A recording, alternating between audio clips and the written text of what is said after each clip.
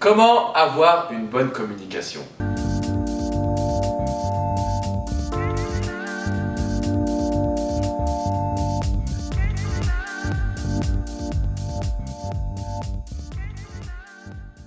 Bonjour à tous et bienvenue dans cette vidéo. Je suis Alexandre Cormon, votre coach en vie sentimentale et en épanouissement personnel. Et aujourd'hui, j'aimerais vous parler de la communication au quotidien. Quand on entend communication, à quoi on pense d'après vous en premier? On pense à parler. Parce que pour nous, être capable de communiquer, c'est être capable de s'exprimer sur ce que l'on ressent. Et c'est vrai que c'est hyper important de mettre des mots sur ce que vous pensez, sur ce que vous ressentez. Mais la communication, ce n'est pas que le fait de prendre la parole. Savez-vous aujourd'hui que plus de 80 à 90% de votre communication passe par le langage du corps, le ton de votre voix et seulement 10 à 20% sur les mots que vous allez employer. Aujourd'hui, bien communiquer, c'est premièrement être capable d'écouter la personne que vous avez en face de vous. Dans un deuxième temps, vous allez devoir faire preuve d'empathie. Ce mot empathie est très important dans ma philosophie de coaching parce qu'il vous aide à comprendre qui vous avez en face de vous.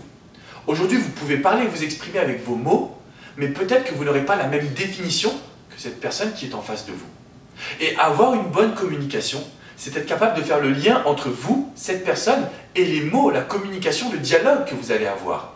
Cela peut être donc au travers de votre attitude, au travers de votre ton de voix, au travers des mots que vous allez avoir. Et lorsque vous prenez en compte ces trois facteurs et que vous y ajoutez un zeste d'empathie, je peux vous garantir que votre communication ne sera plus jamais pareille.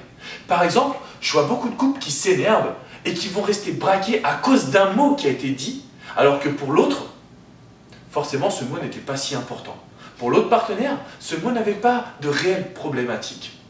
Et si aujourd'hui vous voulez améliorer votre communication, c'est en prenant en compte que ce que vous dites aura un impact chez l'autre. L'autre qui a une personnalité, une enfance, une éducation, des valeurs qui sont différentes. Et donc forcément, c'est ce qui crée à la fois la diversité, donc la beauté de notre monde, mais également toutes les complications. Pour bien communiquer, pensez à votre attitude. Pensez à vos mots, pensez à faire preuve d'empathie, mais plus que tout au monde, pensez à écouter avant de parler. Parce que c'est comme ça que vous allez pouvoir recueillir les informations. Et je dis souvent qu'aujourd'hui, une bonne communication, c'est une part d'écoute, une part d'empathie, et enfin, savoir s'adapter à l'autre. Et là, vous allez me dire, attends Alex, t'es bien sympa, mais c'est toujours à moi de faire des efforts. Oui, parce qu'aujourd'hui, vous avez vu cette vidéo, et que tout le monde ne comprend pas que communiquer s'apprend. Tout le monde ne comprend pas qu'écouter est un art. Tout le monde ne sait pas que la communication passe à 80% par le langage non verbal. Vous le savez, alors vous n'avez aucune excuse. C'est à vous de faire les efforts et vous allez voir qu'au fur et à mesure, les gens vont s'adapter et vont venir à vous pour bien communiquer. Si vous avez des questions, n'hésitez pas à me les poser dans les commentaires, je me ferai un grand plaisir de pouvoir vous répondre.